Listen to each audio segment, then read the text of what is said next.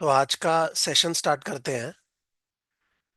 Today's session is all about RBI का जो expected credit loss framework है उसकी जो ड्राफ्ट गाइडलाइंस आई हैं। नाउ पहले से मैं आप सबको एक कैविएट देना चाहता हूं। This session is not focused on the modelling of ECL under IFRS 9 या आरबीआई गाइडलाइंस। मॉडलिंग के लिए हमारे अलग से सेशंस है। 20 आवर्स के सेशन है। एक्सेल में भी है, पाइथन में भी है कि कैसे अपने एक्सपेक्टेड क्रेडिट लॉस के मॉडल्स बनाते हैं। बिकॉज मॉडलिंग्स में अपने को एनालिटिक्स यूज करना है। अलग अलग तरह के मॉडल्स हैं, वो सारे मॉडल्स हम लोग देख सकते हैं। We have models for probability of default, loss given default, exposure at default. तो ये जो सेशन मैं ले रहा हूँ इट्स अ शॉर्ट सेशन। उस पे मैं फोकस मॉडलिंग एस्पेक्ट्स पे नहीं कर रहा हूँ। ऑल्दो मॉडलिंग को हम लोग टच करेंगे बट मैं कोई मॉडल बनाना आपको नहीं सिखा रहा हूँ। अगर आप मेरे यूट्यूब वीडियोस को रेफर कर रहे हो तो आप और कोई वीडियोस को देख सकते हो जहां मैंने मॉडल्स बनाना आपको सिखाया है।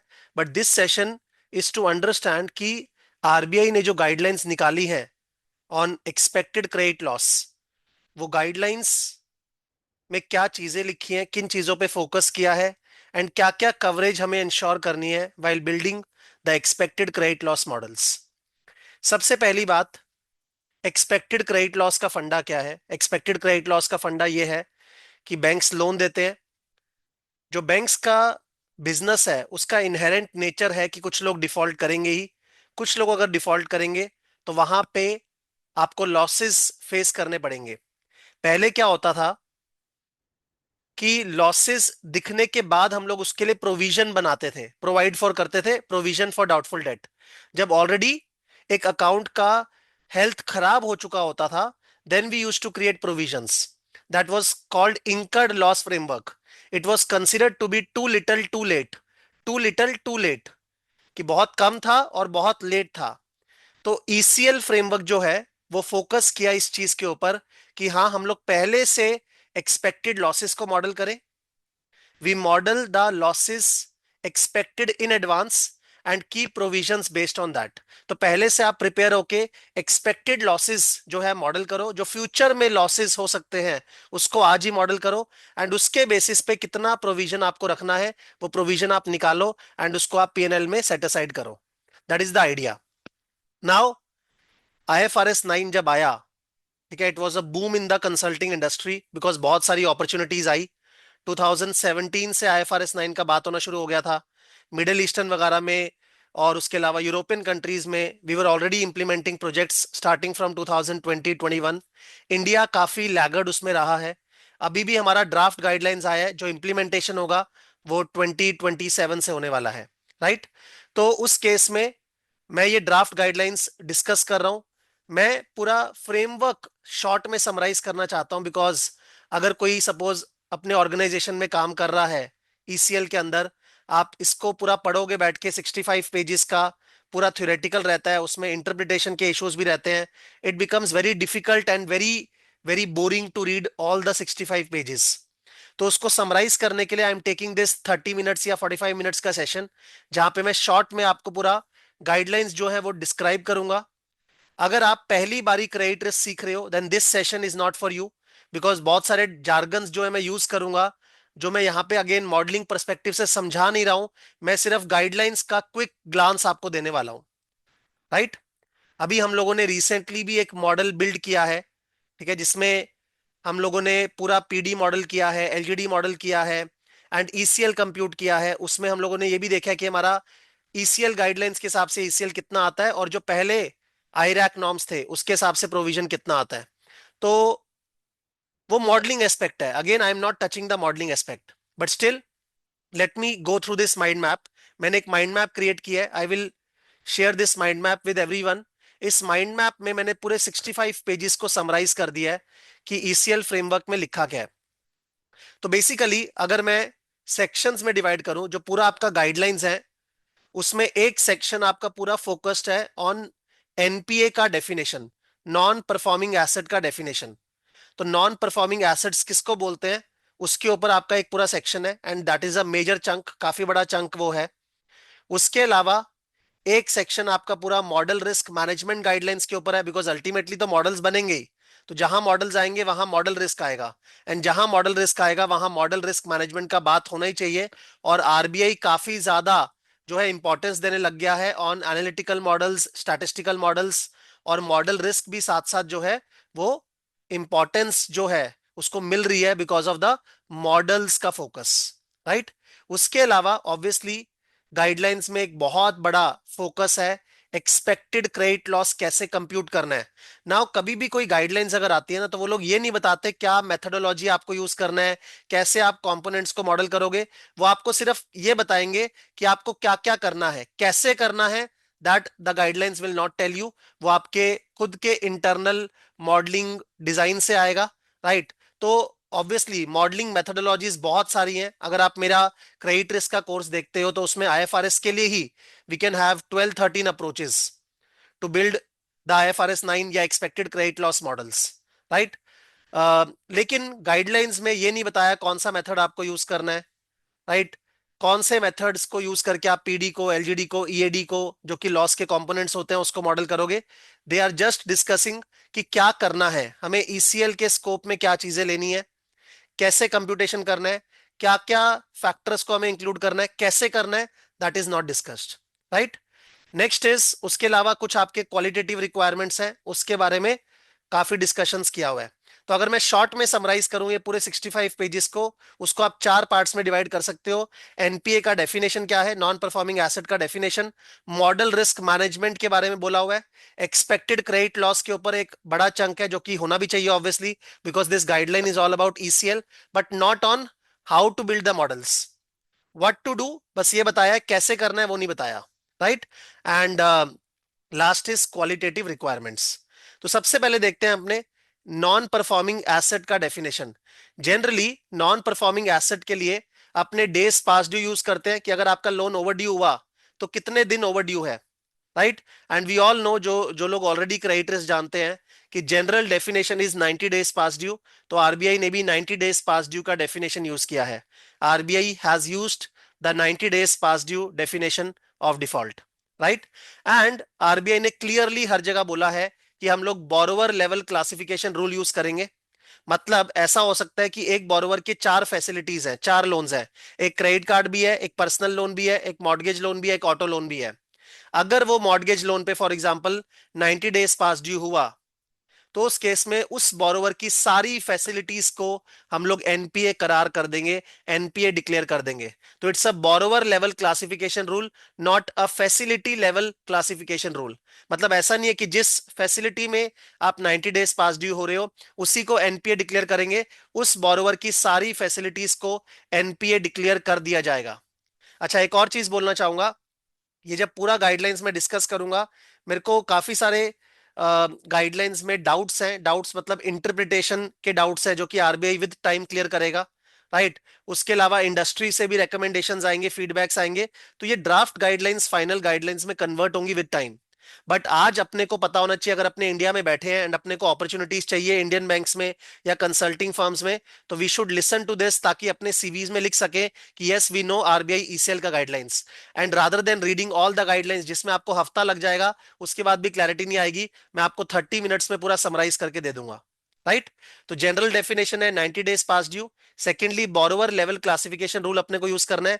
अगर एक बोरोवर की एक फैसिलिटी में 90 डीपीडी हो गया तो उसकी सारी फैसिलिटीज को हम लोग एनपीए डिक्लेयर कर देंगे, राइट।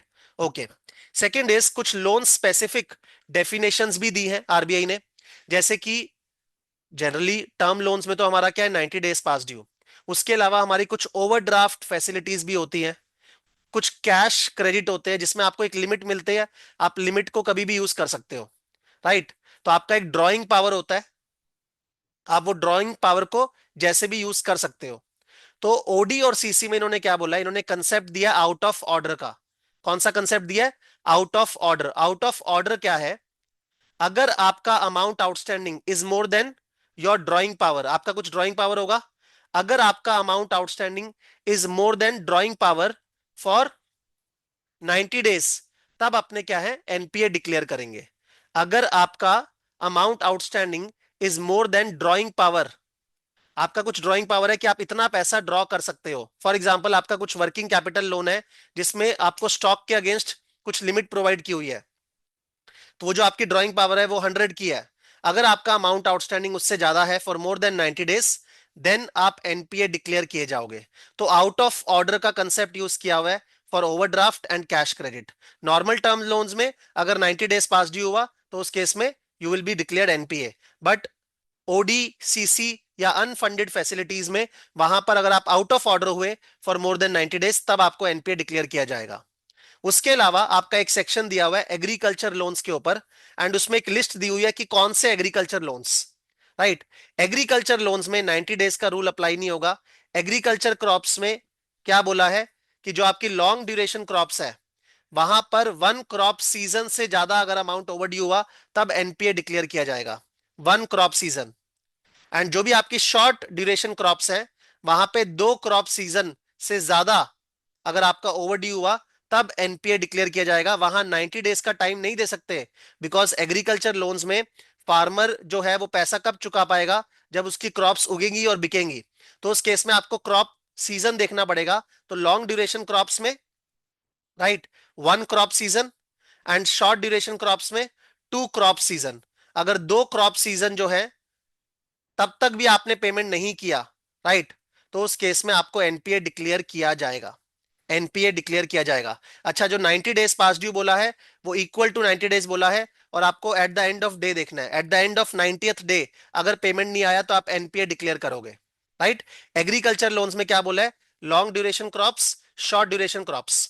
तो let me show you also.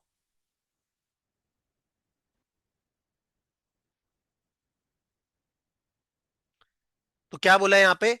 Long duration crops means crops which are not short duration crops. The anticipated period from sowing to marketing is more than 12 months and up to 18 months. Right? तो long duration crops में more than 12 months है, short duration crops में less than 12 months है। तो long duration crop में एक crop season का time आपको मिलेगा। अगर आपने उसके बाद पेमेंट नहीं किया तो आपको एनपीए डिक्लेयर किया जाएगा। राइट। शॉर्ट ड्यूरेशन क्रॉप्स में आपको दो क्रॉप सीजन का टाइम मिलेगा। अगर आपने दो क्रॉप सीजन में भी पेमेंट नहीं किया तब आपको एनपीए डिक्लेयर किया जाएगा। अदर्स, अगर जो लिस्ट में नहीं आते, वहां पे 90 डीपीडी है। एंड अगर आपका एग्रीकल्चर लोन रीस्ट्रक्चर होता है, जनरली कोई भी लोन अगर रीस्ट्रक्चर होता है, रीस्ट्रक्चर तभी होता है जब बोरोवर की कैपेसिटी नहीं है पे करने की, तो वो एनपीए होता ही है रीस्ट्रक्चरिंग पे। रीस्ट्रक्चरिंग का मतलब ही है कि बोरोवर की हालत नहीं है पे करने की, तो वो एनपीए डिक्लेयर होता ही है रीस्ट्रक्चरिंग में। बट अगर एग्रीकल्चर लोन को रीस्ट्रक्चर किया जा रहा है, रीस्ट्रक्चर मतलब उसके टर्म्स को रिवाइज किया जा रहा है ताकि वो पे बैक कर पाए, लेकिन वो रीस्ट्रक्चरिंग अगर नेचुरल कैलेमिटीज के कारण हो रही है, राइट, कोई नेचुरल कैलेमिटीज आ गई, फ्लड हो गया, ड्रॉट हो गया, जिसके कारण पे नहीं कर पाया फार्मर, तो उस केस में it is exempt from NPA requirements. It is exempt from NPA requirements, right, if it is because of natural calamities. उसके अलावा डेरिवेटिव्स के ऊपर भी आपका ऑब्वियसली प्रोविजंस अप्लाई होंगे। डेरिवेटिव्स में भी 90 डीपीडी देखना है। तो अगर काउंटर पार्टी के साथ आप ट्रेड कर रहे हो एंड 90 डेज तक पेमेंट नहीं आया तो आप उस काउंटर पार्टी को जो है एनपीए डिक्लेयर कर दोगे, even in derivatives contract. Right. Next is letters of credit. Letters of credit में 90 डेज का रूल नहीं दिया है। उसमें क्या बोला है? Failure by LC issuing bank and borrower. तो लेटर ऑफ क्रेडिट का फंडा क्या होता है कि सपोज आप कोई एक्सपोर्टर हो, आपने गुड्स एक्सपोर्ट किए हैं किसी इंपोर्टर को। इंपोर्टर जो है वो अपने बैंक को बोलता है कि गारंटी दे दो कि एक्सपोर्ट होने के बाद पेमेंट कर देंगे। राइट। तो आपको एक लेटर ऑफ क्रेडिट मिलता है which is like a guarantee from the importer bank कि यस पेमेंट की जाएगी to the exporter bank. Right. अब वो जो लेटर ऑफ क्रेडिट है, एक्सपोर्टर क्या करेगा? बैंक के पास जाएगा, बोलेगा ये 100 रुपए का बिल मुझे मिलने वाला है, एन कैश होने वाला है कुछ टाइम के बाद, क्योंकि मैंने गुड्स एक्सपोर्ट किए। तो इंपोर्टर जो है वो पे करेगा वो $100। आप ऐसा करो, आज ही मुझे पे कर दो इसके अगेंस्ट डिस्काउंट करके, एंड आप मुझे 100 की जगह 98 दे दो। तो $2 जो है वो बैंक कमा लेगा, एंड आज ही जो है उसको पैसा पे कर देगा एक्सपोर्टर को। तो उस केस में बैंक के पास अब वो चिट्ठी आ गई, लेटर ऑफ क्रेडिट आ गई कि हाँ इंपोर्टर बैंक कल को पे करेगा। अब कल को अगर इंपोर्टर बैंक ने पे नहीं किया तो जो एक्सपोर्टर का बैंक है वो तो एक्सपोर्टर के पास जाएगा और एक्सपोर्टर को बोलेगा कि पैसा दो। अगर एक्सपोर्टर ने भी मना कर दिया और इंपोर्टर बैंक ने भी पेमेंट नहीं किया तो उस केस में इमीडिएटली आप उसको एनपीए डिक्लेयर कर दोगे। वापिस से मैं एक्सपोर्टर हूं, मैंने गुड्स एक्सपोर्ट किया इंपोर्टर को, तो इंपोर्टर पेमेंट करेगा। इंपोर्टर ने क्या किया, एक लेटर ऑफ क्रेडिट, एक गारंटी लेके दे दिया अपने बैंक से कि वो पेमेंट करेगा। मैं वो गारंटी लेके अपने बैंक के पास चला गया और मैंने बोला देखो मेरे पास गारंटी है कि $100 का पेमेंट आएगा, मुझे आप आज ही उसके अगेंस्ट 98 दे दो। तो ठीक है, बैंक को अपना $2 का डिस्काउंटिंग फीस मिल गया और वो $98 जो है वो एक्सपोर्टर को मिल गया। कल को एक्सपोर्टर बैंक इंपोर्टर बैंक को बोला पेमेंट करो, बैंक ने पेमेंट नहीं किया, तो मैं अपने एक्सपोर्टर के पास जाऊंगा, उसने भी पेमेंट नहीं किया, तो आप इमीडिएटली उसको जो है एनपीए डिक्लेयर कर दोगे, you will not wait for 90 days। तो failure by LC issuing bank which is your importer bank and the borrower which is your exporter, अगर वहां पे फेलियर हो गया तो आपको इमीडिएटली उसको एनपीए डिक्लेयर कर देना है। Right. Advances against FD, FD के अगेंस्ट भी आपके लोन्स होते हैं, it is exempt from NPA अगर आपका कोलैटरल सफिशिएंट है। राइट। अगर आपका एफडी 5 लाख का है और लोन 4 लाख का है, तो उस केस में इवन दा वो 90 days हो गया, आपको उसको एनपीए डिक्लेयर करने की जरूरत नहीं है, because it is totally secured, आपके पास एफडी है जो कि 100% रियलाइजेबल है, तो आप उसको एनपीए नहीं डिक्लेयर करोगे, इट इज ओके। राइट। उसके बाद है लोन विद मोरेटोरियम, कोविड वगैरह में मोरेटोरियम दिए हुए थे, तो मोरेटोरियम में 90 days का काउंटिंग कहां से स्टार्ट होगा, obviously after moratorium ends. It is obvious कि मोरेटोरियम का पर्पस ही है कि आपको एक रिलैक्सेशन पीरियड दिया जा रहा है, तो मोरेटोरियम पीरियड्स के बाद भी अगर आप 90 days के अंदर पेमेंट नहीं करते तब आपको एनपीए डिक्लेयर करेंगे, बट उन्होंने एक्सप्लिसिटली मेंशन कर दिया इसको। राइट। नाउ आपके कुछ गवर्नमेंट गारंटीड लोन्स होते हैं, you can have state government guaranteed loans, you can have central government guaranteed loans. तो जो सेंट्रल गवर्नमेंट गारंटीड लोन्स है, राइट, सिंस वो गारंटीड है तो वहां पे it is exempt from NPA until and unless guarantee is revoked, मतलब guarantee हट गई है, आप उसको एनपीए नहीं डिक्लेयर करोगे बिकॉज सेंट्रल गवर्नमेंट की गारंटी है पीछे में, उसमें कुछ रिस्क नहीं है। बट हाँ, अगर स्टेट गवर्नमेंट की गारंटी है तो वहां पे आपको नॉर्मली देखना है 90 days, वहां पे आप उसको एनपीए डिक्लेयर करोगे। राइट। और अगर गवर्नमेंट गारंटीड लोन रीस्ट्रक्चर भी हो रहा है, again it is exempt from NPA अगर गारंटी रिवोक नहीं हुई है तो। उसके बाद है आपका export project finance. Export project finance क्या है, आपने बाहर में कोई प्रोजेक्ट लगाने के लिए फंड किया है एंड उस प्रोजेक्ट के कैश फ्लो से आपको पेमेंट मिलेगा, बट जो पेमेंट है ना वो सपोज नहीं आ रहा बाहर से, क्योंकि कोई वॉर चल रहा है या कोई सैंक्शंस लगे हुए हैं जिसके कारण पेमेंट रेमिट नहीं हो पा रही, तो उस केस में it is exempt from NPA requirement if bank is unable to remit due to war and sanctions. Right. तो तब आपको उसको एनपीए डिक्लेयर नहीं करना, आपने तो फंड कर दिया बाहर में एक प्रोजेक्ट को, बट आपके पास पैसा नहीं आया, पैसा 90 दिन तक नहीं आया, क्यों नहीं आया, बिकॉज कुछ सैंक्शंस लगे हुए हैं या वॉर चल रही है उन कंट्रीज के बीच में, तो उस केस में it is exempt from NPA requirement. Right. तो जल्दी से अगर समराइज करें तो 90 days का रूल है, बोरोवर लेवल क्लासिफिकेशन रूल है, फैसिलिटी लेवल नहीं है। लोन स्पेसिफिक में क्या बोला हुआ है, सीसीओडी में एक टर्म यूज किया हुआ है out of order. Agriculture loans में आपको क्रॉप्स को देखना है, क्रॉप के सीजन को, 1 क्रॉप सीजन या 2 क्रॉप सीजन। राइट। डेरिवेटिव्स में भी इक्वली एप्लीकेबल है 90 डीपीडी का रूल। लेटर ऑफ क्रेडिट में 90 डीपीडी नहीं है, वहां पर अगर फेलियर हो गया तो उसी टाइम आप उसको एनपीए डिक्लेयर कर दोगे। एडवांसेस अगेंस्ट एफडी जो है वो एग्जेम्प्ट है फ्रॉम एनपीए अगर आपके कोलैटरल सफिशिएंट है तो। एंड लोन विद मोरेटोरियम में आपको देखना है मोरेटोरियम कब तक है, उसके बाद आप 90 days का काउंटिंग स्टार्ट करोगे। सेंट्रल गवर्नमेंट गारंटीड लोन्स है तो वो एग्जेम्प्ट है, स्टेट गवर्नमेंट गारंटीड लोन्स आपके एज इट इज नॉर्मल है। एक्सपोर्ट प्रोजेक्ट फाइनेंस अगर है तो उस केस में आपका अगर वॉर या सैंक्शंस के कारण पेमेंट नहीं आ रहा तो it is exempt from NPA requirement. And next है आपका लोन विद मल्टीपल पार्टीज, तो मैं आपको दिखा देता हूं एक बारी प्रोजेक्ट फाइनेंस।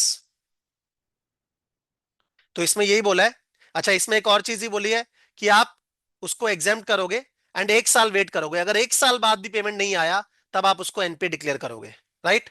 1 साल बाद भी अगर पेमेंट नहीं आया तब आप उसको एनपीए डिक्लेयर करोगे। उसके बाद है कुछ लोन्स जिसमें मल्टीपल पार्टीज इन्वॉल्व होती हैं। मल्टीपल पार्टीज या तो बोरोवर साइड पे इन्वॉल्व होंगी या लेंडिंग साइड पे इन्वॉल्व होंगी। We have multiple parties involve. तो फॉर एग्जाम्पल पहला है जॉइंट बोरोवर्स, हस्बैंड वाइफ ने मिलके कोई हाउसिंग लोन लिया है। अब सपोज हस्बैंड वाइफ ने मिलके कोई हाउसिंग लोन लिया है, हस्बैंड वाइफ में हस्बैंड जो है उसका कुछ और लोन भी चल रहा है, वाइफ का भी कुछ और लोन चल रहा है। राइट। हस्बैंड वाइफ ने मिलके कुछ लोन लिया है, हस्बैंड का भी कुछ और लोन चल रहा है, वाइफ का भी कुछ और लोन चल रहा है। इसमें अगर कोई एक एनपीए हो गया, सपोज हस्बैंड एनपीए हो गया, हस्बैंड एनपीए हो गया किसी और फैसिलिटी के ऊपर, तो जितने भी ज्वाइंट बोरोवर्स हैं वो सबको यूनिफॉर्मली एनपीए डिक्लेयर किया जाएगा। जितने भी ज्वाइंट बोरोवर्स हैं वो सबको यूनिफॉर्मली एनपीए डिक्लेयर किया जाएगा। राइट। हस्बैंड वाइफ थे, हाउसिंग लोन चल रहा था, हस्बैंड का एक क्रेडिट कार्ड भी चल रहा था, वाइफ का भी कुछ लोन चल रहा था। हस्बैंड अपने क्रेडिट कार्ड में डिफॉल्ट कर दिया तो हम लोग इस हाउसिंग लोन को भी एनपीए डिक्लेयर कर देंगे, और हस्बैंड वाइफ को भी एनपीए डिक्लेयर कर देंगे। Right. So loan with multiple parties में joint borrowers, all the joint borrowers are treated uniformly. यहां पे कुछ डाउट्स भी हैं, इंटरप्रिटेशन इश्यूज भी है, वो चेन में है कि आगे अगर चेन्स बन रही हैं वो चेन का ट्रीटमेंट कैसे होगा। मेरे ख्याल से उसके ऊपर क्लैरिफिकेशंस आनी चाहिए ओवर टाइम। बट जनरली अभी क्या बोला है, ज्वाइंट बोरोइंग के केस में सारे बोरोवर्स को यूनिफॉर्मली ट्रीट किया जाएगा। अगर एक बोरोवर एनपीए बन गया तो उस फैसिलिटी में जितने भी बोरोवर्स हैं वो सबको एनपीए डिक्लेयर किया जाएगा। बट आगे चेन में क्या होगा, सपोज कोई पार्टी सी भी आ गई, बी जो है वो सी के साथ आगे ज्वाइंट बोरोवर है, तो उसमें क्या होगा, तो वो चेन का अभी तक क्लैरिटी नहीं है, वो इंटरप्रिटेशन आने से पता लगेगा। उसके अलावा वी कैन हैव को लेंडिंग अरेंजमेंट्स, कंसोर्टियम अरेंजमेंट्स। को लेंडिंग अरेंजमेंट्स क्या होता है, जिसमें मल्टीपल पार्टीज लेंड कर रही है। कंसोर्टियम भी वैसा ही होता है, बट को लेंडिंग जनरली एमएसएमईज के लिए होता है, कंसोर्टियम बड़े बड़े कंपनीज के लिए होता है। बड़े कंपनी को, बहुत बड़े कंपनी को, टाटा स्टील को लोन देना है, और एक बैंक का कैपेसिटी नहीं है इतना बड़ा लोन देने का, या उसका कंसंट्रेशन रिस्क आ जाएगा, तो मल्टीपल बैंक्स मिलके लोन दे रहे हैं, दैट इज कंसोर्टियम। और सेम चीज अगर एमएसएमई वगैरह के लिए बात करेंगे तो वो आपका को लेंडिंग अरेंजमेंट हो गया। को लेंडिंग अरेंजमेंट में बोरोवर सबको उसका उसका हिस्सा ऑफ ईएमआई पे करता है, उसका उसका हिस्सा ऑफ ईएमआई। नाउ कल को अगर सपोज आपके को लेंडिंग में चार लेंडर्स हैं आपके, आपने लेंडर ए को पे कर दिया, बी को पे कर दिया, सी को पे कर दिया, आपने डी को पे नहीं किया। राइट। तो को लेंडिंग अरेंजमेंट में बोरोवर लेवल यूनिफॉर्म क्लासिफिकेशन है, मतलब जो लेंडर डी है वो एनपीए डिक्लेयर करेगा, तो सारे के सारे बाकी जो लेंडर्स हैं वो भी एनपीए डिक्लेयर करेंगे। सारे के सारे बाकी लेंडर्स जो हैं वो भी एनपीए डिक्लेयर करेंगे। राइट। दो चीज पहले मैंने बोला, ज्वाइंट बोरोवर्स हैं, हस्बैंड वाइफ, हस्बैंड किसी फैसिलिटी में एनपीए हुआ तो वाइफ को भी एनपीए डिक्लेयर किया जाएगा, बिकॉज सभी ज्वाइंट बोरोवर्स को यूनिफॉर्मली ट्रीट करेंगे। और वैसे भी हमारा तो बोरोवर लेवल रूल है। राइट। तो सारी फैसिलिटीज में एनपीए डिक्लेयर होगा, और एक जॉइंट फैसिलिटी है तो वहां पे वाइफ को भी एनपीए डिक्लेयर किया जाएगा। सेकेंडली, को लेंडिंग अरेंजमेंट्स में अगर आपके मल्टीपल लेंडर्स हैं, आपने एक लेंडर को पे नहीं किया, बाकी लेंडर्स को पे कर दिया, तब भी सारे के सारे चारों लेंडर्स जो हैं उस बोरोवर को एनपीए करार कर देंगे। राइट। कंसोर्टियम अरेंजमेंट में क्या होता है, आप ईएमआई सबको हिस्सा नहीं पे करते हो, आप एक लीड बैंक को पे करते हो, वो सबको हिस्सा पे करता है। राइट। उनका उनका शेयर। नाउ यहां पे रिकवरी बेस्ड क्लासिफिकेशन रूल है। रिकवरी बेस्ड मतलब जिसका रिकवरी हो गया जिस बैंक का, वो एनपीए डिक्लेयर नहीं करेगा, जिसको रिकवरी नहीं मिला वो एनपीए डिक्लेयर करेगा। तो अगर मेरे पास चार बैंक्स हैं, बैंक ए, बी, सी, डी, ए को उसका हिस्सा मिल गया, को लेंडिंग में क्या था, ए को मिल भी गया, अगर बी को नहीं मिला सारे के सारे क्या करेंगे, एनपीए डिक्लेयर करेंगे। बट कंसोर्टियम में जिसको जिसका हिस्सा मिल गया वो अपना एनपीए डिक्लेयर नहीं करेगा। अच्छा, इसमें ऐसा भी बोला है कि अगर कल को सपोज लीड बैंक को आपने पेमेंट कर दिया ईएमआई, बट लीड बैंक ने किसी को हिस्सा नहीं दिया, तब भी एनपीए डिक्लेयर किया जाएगा। राइट। मतलब गलती बोरोवर की है ही नहीं, उसने अपना ईएमआई पे किया लीड बैंक को, लीड बैंक ने आगे हिस्सा पे नहीं किया दूसरे बैंक को। Since recovery based classification rule है तो दूसरे बैंक का तो रिकवरी हुआ ही नहीं, तो वो तब भी एनपीए डिक्लेयर करेगा। वो अलग बात है कि कल को केस आरबीआई के पास जाएगा, आरबीआई उस बैंक के ऊपर पेनल्टी लगाएगा, वो अलग चीजें हैं, बट एक बारी के लिए आप उसको एनपीए डिक्लेयर करोगे। Right. But again it is subject to clarification, because बहुत हार्श रूल है ये, मेरे हिसाब से बहुत हार्श रूल है कि अगर बोरोवर ने पे कर भी दिया, आगे लीड बैंक किसी को पे नहीं कर रहा, तो क्यों एनपीए मानेंगे। बट ऐसा लिखा है कि आपको एनपीए मानना है, तो इसके ऊपर क्लैरिफिकेशन आना चाहिए, इसके ऊपर आपको मेरे ख्याल से रैशनलाइज करना चाहिए आरबीआई को। राइट। तो एक पूरा सेक्शन आपका एनपीए के ऊपर है कि नॉन परफॉर्मिंग एसेट्स का डेफिनेशन क्या है। Now next is curing. Curing का मतलब क्या होता है, अगर कोई एनपीए है तो उसको स्टैंडर्ड बना लो। राइट। या अगर आपको बताया कि आईएफआरएस 9 के अंदर स्टेजिंग का कंसेप्ट है, स्टेज 1, स्टेज 2, स्टेज 3, तो हमारे जो भी एनपीए अकाउंट्स होते हैं दे गो इनटू स्टेज 3। तो क्या स्टेज 3 से किसी को स्टेज 1 में लाना अलाउड है, मतलब फॉर एग्जांपल अगर एक अकाउंट 90 डीपीडी था बट उसने सारा का सारा ईएमआई पे कर दिया, तो इसका मतलब वो अच्छा हो गया अकाउंट, वो क्योर हो गया है, तो क्या उसको स्टेज 3 से अब स्टेज 1 में डाल दें? Stage 1 is healthy account, stage 3 is defaulter NPA, stage 2 is in between, मतलब हेल्दी भी नहीं है लेकिन डिफॉल्टर भी नहीं है, मतलब थोड़ा सा सिक है, बीमार है। स्टेज 3 तो हो गया डेड, डिफॉल्टर। स्टेज 1 हो गया पूरा healthy, stage 2 is in between. तो अगर कोई एनपीए था, उसने पूरा पेमेंट कर दिया, तो क्या उसको एनपीए से निकाल के, S3 से निकाल के हम लोग S1 में लेके जा सकते हैं? हम लोग लेके जा सकते हैं, क्योरिंग अलाउड है, बट इंस्टेंटेनियस अलाउड नहीं है। इंस्टेंटेनियस मतलब जिस दिन पेमेंट आ गया सारा, उसको आप S1 में डाल दो, नहीं। प्रोबेशनरी पीरियड है, उसको मैं जेल बोलता हूं, कि आपको 6 महीने की जेल की सजा काटनी पड़ेगी। मतलब 6 महीने तक आपको S2 में रखेंगे। 6 महीने अगर आपने कोई गड़बड़ी नहीं की, सारी पेमेंट्स टाइमली की, तब आपको S1 में मूव करेंगे, इंस्टेंटेनियसली नहीं करेंगे। बिकॉज एक बार आपके ऊपर से ट्रस्ट चला गया, इवन दाउ आपने सारा पेमेंट्स कर दिया, आपका जितना ईएमआई ड्यू था आपने पेमेंट कर दिया, राइट, आप टेक्निकली क्योर हो गए हैं, बट तब भी हम आपको क्योर नहीं मानेंगे, क्योंकि आप बाद में वापस से विश्वासघात कर सकते हो, आपका टेंडेंसी रहा है ऐसा। तो आपको 6 महीने S2 में रखा जाएगा, देन आपको उसके बाद S1 में मूव करेंगे, राइट। और रीस्ट्रक्चर्ड फाइनेंशियल इंस्ट्रूमेंट्स के लिए क्या बोला है, सिंस मैंने बोला वो भी एनपीए होते हैं, तो वहां पे आपको S1 में मूव किया जाएगा after completion of monitoring period. Monitoring period complete होने के बाद, राइट, जनरली वो भी आपका 6 से 9 महीने ही होता है, उसके बाद आपको S1 में मूव किया जाएगा। देखेंगे रीस्ट्रक्चरिंग के बाद आप कैसा बिहेव कर रहे हो, अगर अच्छा बिहेव कर रहे हो तो आपको S1 में मूव कर देंगे, वरना आप S2 में रहोगे, राइट। उसके बाद है आपका क्लासिफिकेशन, कुछ क्लासिफिकेशन दिया है आपका, सब स्टैंडर्ड, डाउटफुल, लॉस एसेट, ये पहले भी था। सब स्टैंडर्ड क्या होता है, एनपीए बनने के 12 महीने तक आप उसको सब स्टैंडर्ड मानते हो, एनपीए बनने के बाद बोल रहा हूं। Doubtful is after 12 months, after becoming NPA. And loss कब डिक्लेयर करते हैं एक एसेट को, when the asset is uncollectible. Now ये डेफिनेशन वापस से आरबीआई ने क्यों दिया है, बिकॉज कुछ एक्सपेक्टेड क्रेडिट लॉस के फ्लोर्स प्रोवाइड किए आरबीआई ने। वो फ्लोर्स प्रोवाइड किए डिपेंडिंग ऑन आप कितना टाइम बिताते हो S3 में, एनपीए होने के बाद आपको कितना टाइम हो चुका है। तो एनपीए होने के बाद अगर आपको 1 साल के अंदर अंदर हुआ है तो आप सब स्टैंडर्ड हो, आपके फ्लोर्स अलग है।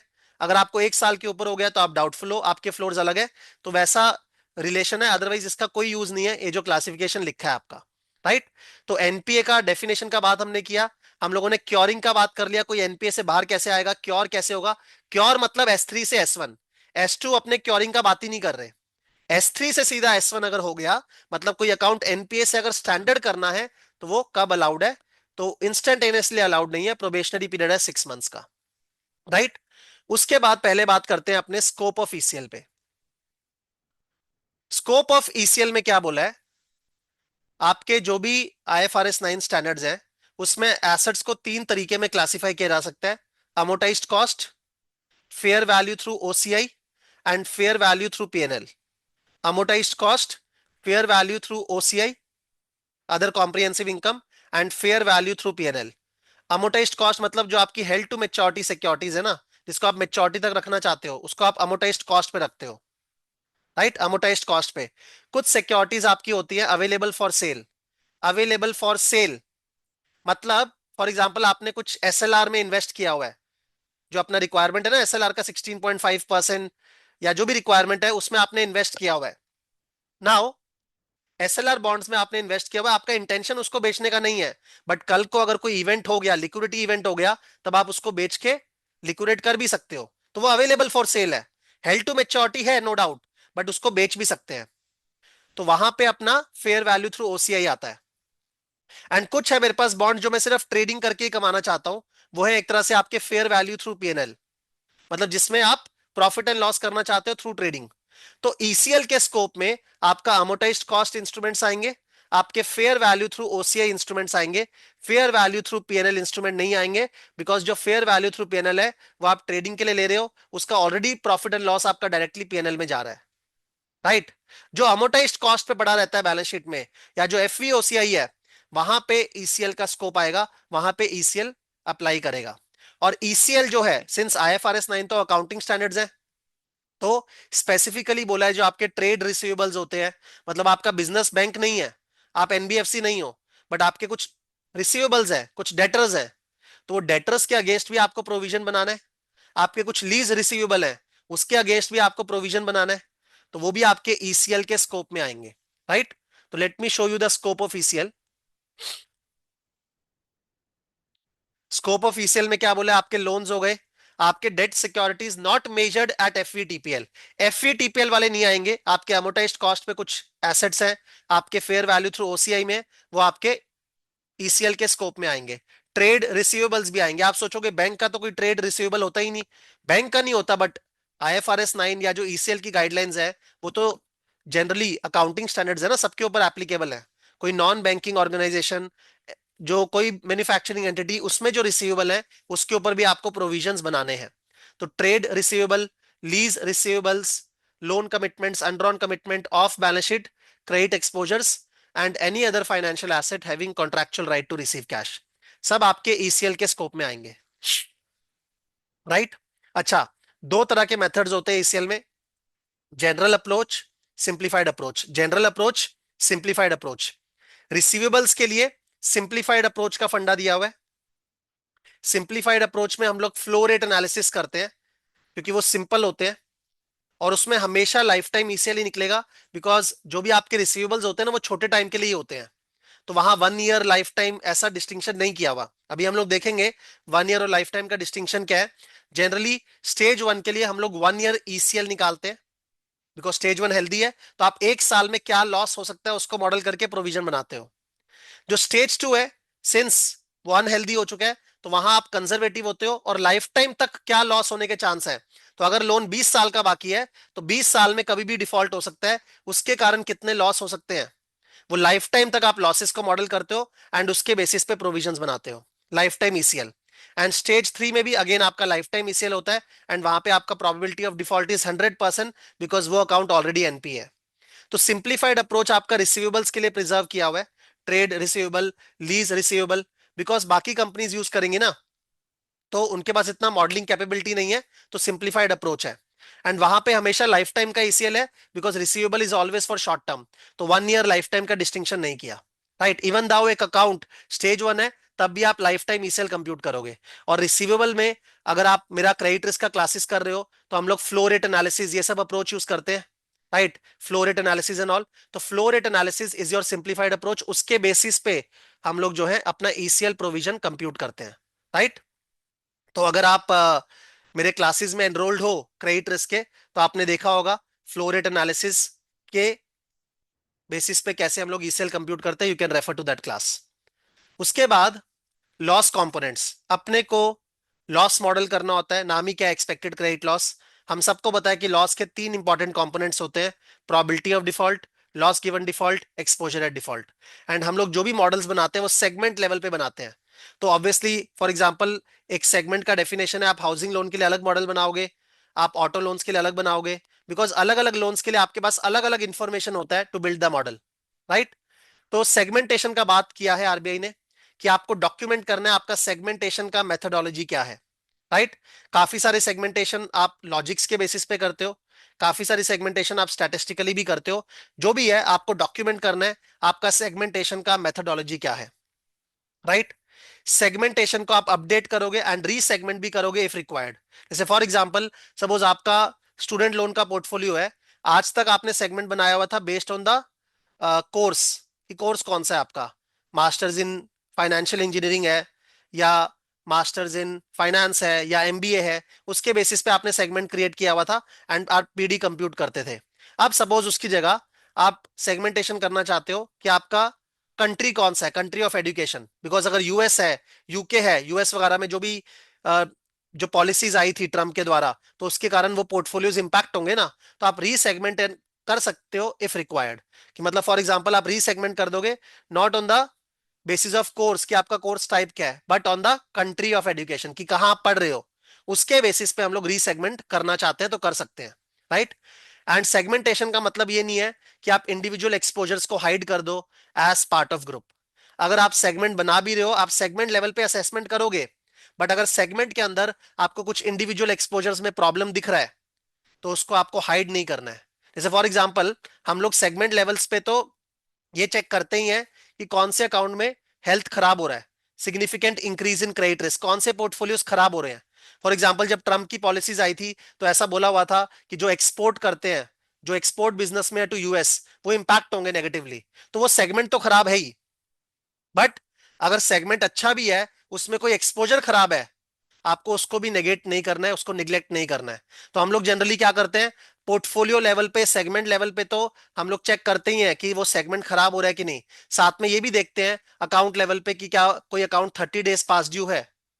30 डेज पास ड्यू है, अगर 30 डेज पास ड्यू है, इसका मतलब उसमें कुछ स्ट्रेस चल रहा है, उसमें प्रॉब्लम चल रहा है, 30 दिन तक उसने पेमेंट नहीं किया।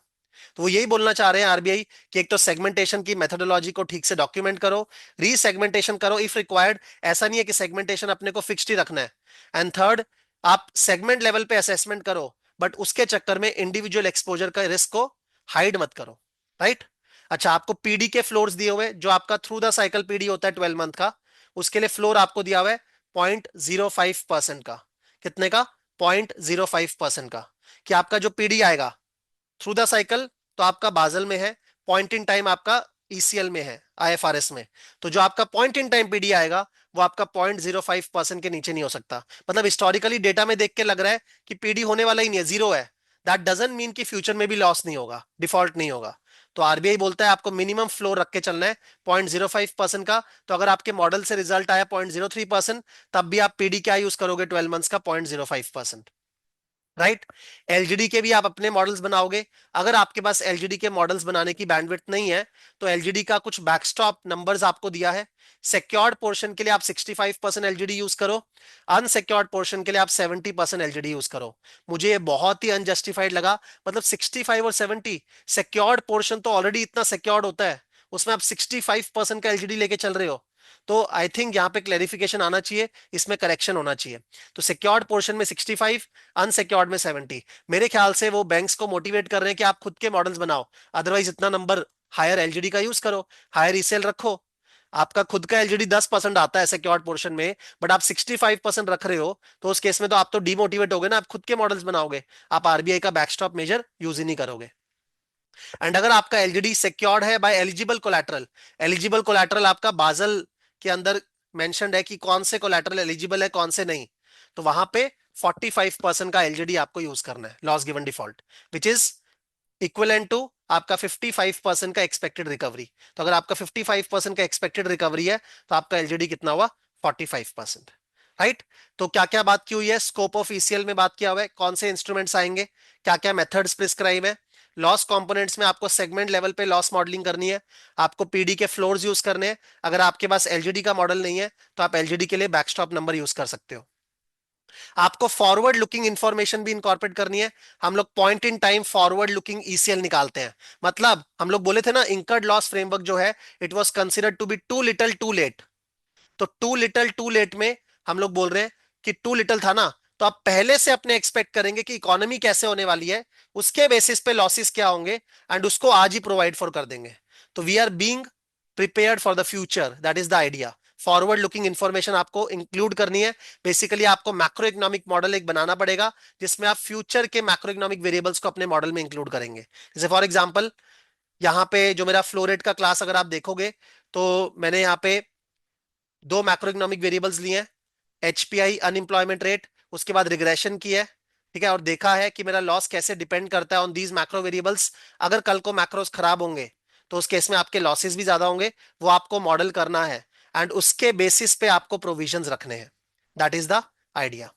राइट। तो आप अलग अलग सिनारियोज भी क्रिएट करते हो, आप अलग अलग सिनारियोज भी क्रिएट करते हो। Late me show you.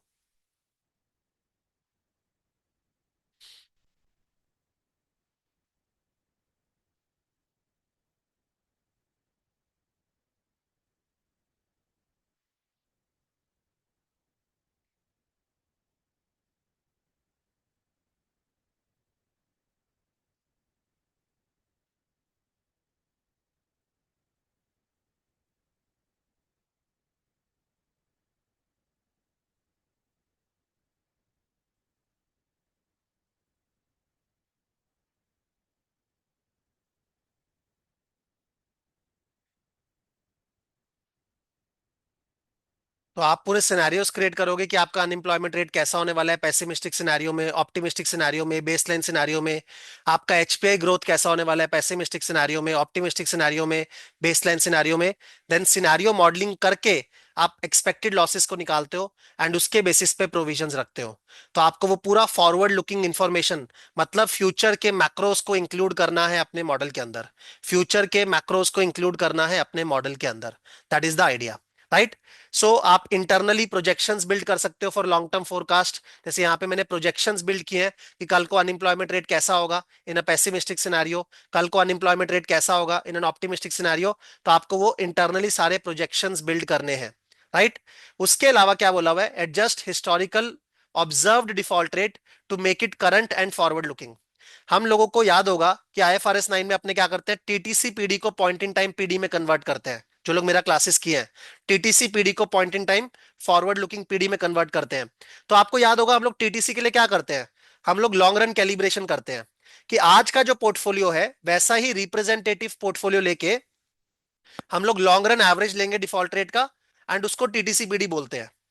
तो यही बोल रहे हैं कि पहले तो हिस्टोरिकल ओडीआर को करंट पे लेके आओ, करंट मतलब आज के रिप्रेजेंटेटिव पोर्टफोलियो के हिसाब से टीटीसी पीडी लो, एंड देन उसको फॉरवर्ड लुकिंग करो, एंड देन उसको point in time forward looking में कन्वर्ट करो। तो ये हम लोग ऑटोमेटिकली करते ही हैं, राइट। उसके अलावा फॉरवर्ड लुकिंग इंफॉर्मेशन इंक्लूड करने के लिए आपका क्या मेथोडोलॉजी है, आप कैसे मैक्रो इकोनॉमिक वेरिएबल्स को सेलेक्ट कर रहे हो, ठीक है। हम लोगों ने एक फ्रेमवर्क देखा था, सेलेक्ट फ्रेमवर्क, जिससे हम लोग मैक्रो इकोनॉमिक वेरिएबल्स को सेलेक्ट करते हैं, देन एक रिग्रेशन मॉडल बनाते हैं। रिग्रेशन में आपको ट्रांसफॉर्मेशंस भी लेना है अपने वाई का, वो क्या मेथोडोलॉजी आपने यूज किया है, क्या एजम्पशंस आप यूज कर रहे हो, वो सारा आपको लिखना है। उसके अलावा काफी बारी आपके पास ऑब्जर्व डिफॉल्ट रेट का हिस्टोरिकल डेटा नहीं होगा मैक्रो इकोनॉमिक मॉडल बनाने के लिए, तो आप उस केस में सूटेबल बेंचमार्क यूज कर सकते हो। जैसे फॉर एग्जांपल अभी हम लोगों ने एक प्रोजेक्ट किया था नाइजीरिया के लिए, वहां वो नाइजीरिया का जो पोर्टफोलियो था वो 3 साल पहले ही स्टार्ट हुआ था। नाउ 3 साल में अगर आप मंथली डेटा भी ले लोगे तो आपके पास सिर्फ 36 डेटा पॉइंट्स हैं जिसपे कोई मैक्रो इकोनॉमिक मॉडल बन नहीं सकता। तो वहां हमने नाइजीरिया की इकोनॉमी का डिफॉल्ट रेट का डेटा लिया एंड उसको एज अ प्रॉक्सी मान के मैक्रो इकोनॉमिक फैक्टर जो है इनकॉर्पोरेट किया अपने मॉडल के अंदर। तो आपको सूटेबल बेंचमार्क यूज करना है ओडीआर का अगर आपके पास डेटा नहीं है। एंड मैक्रो इकोनॉमिक लिंकेजेस जो है वो आप बिल्ड कर सकते हो थ्रू स्टैटिस्टिक्स या जजमेंट्स, या तो आप रिग्रेशन वगैरह का मॉडल यूज करो। जैसे यहाँ पे जो मैंने यूज किया है फ्लोरेट वाले शीट में I showed you, it is regression. या तो रिग्रेशन वगैरह करो which is a true statistical model, या काफी सारे लोग क्या करते हैं, जैसे हमारे पास जो अभी प्रोजेक्ट आया था उसमें सिंपल दो मैक्रो वेरिएबल ले लिए और दोनों को 50-50 वेट दे दिया। तो रिग्रेशन से वेट नहीं निकाल रहे, दो मैक्रो इकोनॉमिक वेरिएबल्स लिए एंड दोनों को 50-50 वेट देके सिंपल अपना मैक्रो इकोनॉमिक इंफॉर्मेशन इंक्लूड कर दिया मॉडल के अंदर। तो ये डेटा है, ये आपके रोल रेट्स हम लोगों ने निकाले हैं उसमें। उसके अलावा macro factors, variable selection, and then PIT PD compute किया है। तो अगेन यहाँ पे आप जजमेंटल कर रहे हो, ये भी अलाउ किया है बिकॉज इंडियन बैंक्स में अभी इतनी कैपेबिलिटी नहीं है कि हर जगह स्टैटिस्टिकल मॉडल बन सके, राइट। उसके अलावा जैसे मैंने बोला आपको मल्टीपल सिनारियोज लेके चलने हैं बिकॉज आप फ्यूचर का बात कर रहे हो, फ्यूचर इज नॉट सर्टेन। तो वहां पे आपका ऑप्टिमिस्टिक सिनारियो हो सकता है, पेसिमिस्टिक हो सकता है, बेसलाइन हो सकता है। वो मल्टीपल सिनारियोज के अंदर अपना लॉस एस्टिमेट करो and then compute the weighted average losses, and उसके बेसिस पे आपको ईसीएल कंप्यूट करना है। एंड वेट्स जो है वो टॉप मैनेजमेंट देंगे, right. Weights will be given by top management. For example यहाँ पर जो है मैं अलग अलग सिनेरियो बना रहा हूँ, बेसलाइन, ऑप्टिमिस्टिक, पेसिमिस्टिक, राइट। और उसके बाद वेट्स दे रहा हूँ सिनेरियोस को, 68% बेसलाइन को, 16% ऑप्टिमिस्टिक को, 16% पेसिमिस्टिक को। ये सिनेरियो वेट्स भी आप स्टैटिस्टिकली निकाल सकते हो, बट आरबीआई ने लिखा है कि टॉप मैनेजमेंट जो है वो वेट्स देगा, जबकि टॉप मैनेजमेंट कैसे देगा I am not sure, ultimately statistics से ही वो वेट्स का कैलिब्रेशन भी होना चाहिए, राइट।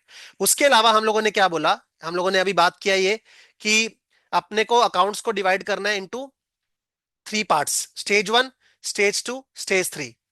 तो स्टेज 1 में कौन से अकाउंट्स आपके आते हैं, परचेस्ड और क्रेडिट इंपेयर्ड। अगर आपने परचेस्ड और ओरिजिनेटेड क्रेडिट इंपेयर्ड, मतलब अगर आपने खराब एसेट को परचेज किया है जो क्रेडिट इंपेयर्ड है, इवन दा वो खराब है जब आपने परचेज किया है, तब भी आप उसको स्टेज 1 में डाल रहे हो। स्टेज 1 तो हेल्दी वाले बकेट के लिए था, तो क्यों इसको स्टेज 1 में डाल रहे हैं, बिकॉज आपने जब परचेज भी किया होगा ना आपने डीप डिस्काउंट पे किया होगा। तो 100 रुपए का अगर एक्सपेक्टेड कैश फ्लो है तो आपने शायद उसको सिर्फ 15 रुपए पे बाय किया है, तो आपने ऑलरेडी अपने प्राइसिंग में वो सारा रिस्क कैप्चर कर लिया है, तो आप उसको स्टेज 1 में डालोगे। परचेस्ड और ओरिजिनेटेड क्रेडिट इंपेयर्ड, जिन एसेट्स में आपका लो क्रेडिट रिस्क है, जिन लोन्स में लो क्रेडिट रिस्क है, मतलब क्रेडिट रिस्क बहुत ही लो है या कोई significant increase in credit risk के सिग्नल्स नहीं है, वहां पे आपको 1 ईयर ईसीएल मेंटेन करना है अंडर स्टेज 1।